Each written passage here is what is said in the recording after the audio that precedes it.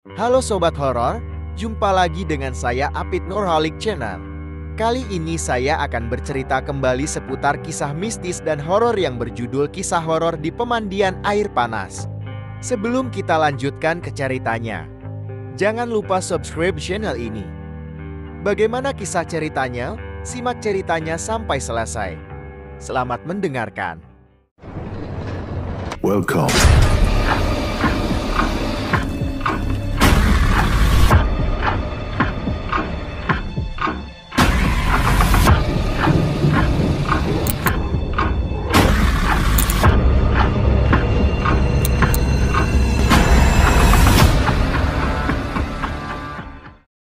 Galau adalah sebuah perasaan yang orang akan lakukan apa saja untuk menghilangkan perasaan ini.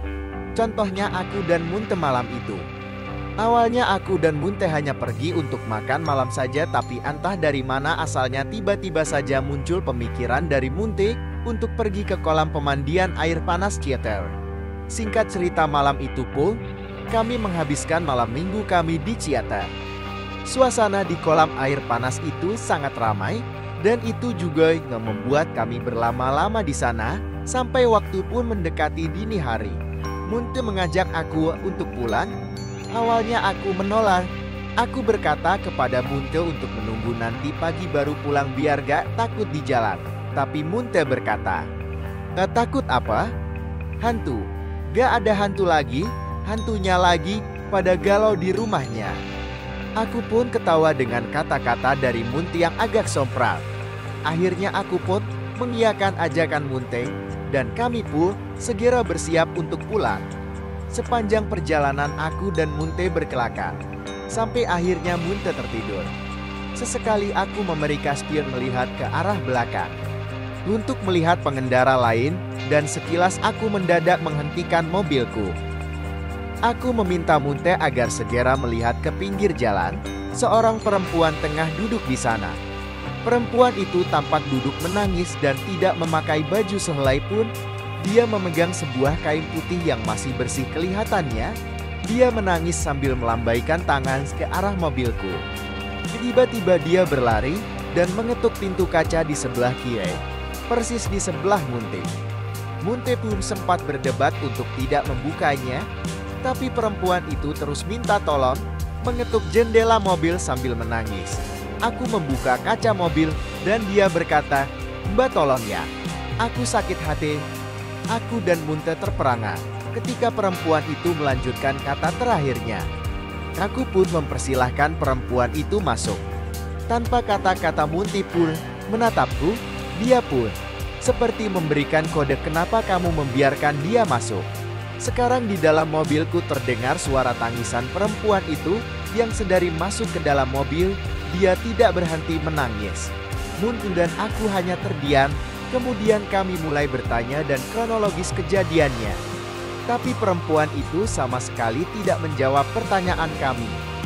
Dia hanya menangis dan menangis. Sampai mulai terasa hawa aneh. Mobilku menjadi lebih dingin. Padahal kami menyalakan heater di mobil. Aku dan Munte pun saling berpandangan. Dia beberapa kali mengganti posisinya karena kedinginan, tetapi kenapa mobilku semakin dingin? Aku memeriksa heaterku.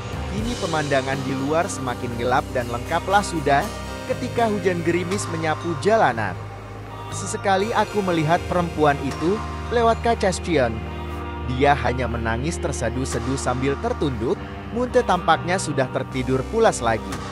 Kini hanya aku dan perempuan itu yang masih terbangun. Tiba-tiba aku mencium bau yang tidak sedap di mobilku. Baunya menusuk hidungku seperti bau bunga tapi sangat tajam. Sampai akhirnya Munte pun terbangun. Dia menanyakan bau apa yang menusuk hidungnya. Aku menggelengkan kepala. Aku menjawab, "Mungkin bau sayuran atau bunga." Aku membuka jendela untuk mencari tahu. Ternyata bau itu bukan dari luar melainkan dari dalam mobil kami. Aku dan Munte saling berpandangan. Munte mulai membenarkan posisi duduknya seperti menyadari ada sesuatu hal yang aneh. Munte terlihat gemetar. Aku memperhatikan wajahnya mulai memucat dan dia menggenggam tanganku dengan keras. Aku bertanya kepada Munte kenapa. Dia hanya diam dan matanya bergerak-gerak ke arah belakang. Badanku mulai gemetar juga. Apa yang kulihat di dalam mobil membuatku ketakutan setengah mati. Perempuan di belakangku sudah berhenti menangis, tapi pemandangan di kursi belakang membuatku yakin kalau perempuan itu bukan manusia. Aku melihat dengan mata kepala sendiri. Dia berusaha memutar kepalanya dan astaga, perempuan itu melepas kepalanya. Dia kemudian menaruh kepalanya di pangkuannya dan melanjutkan lagu bahasa Jawa yang membuat badanku membeku. Aku tidak bisa berbicara sepatah kata pun. Dan sebuah kepala muncul di sela-sela tempat duduk antara aku dan Munte. Aku kaget dan perempuan itu mengambil kepalanya lalu tertawa cekikikan sambil menghilang dari dalam mobil. Aku menginjak gas dan kulihat Munte menangis ketakutan.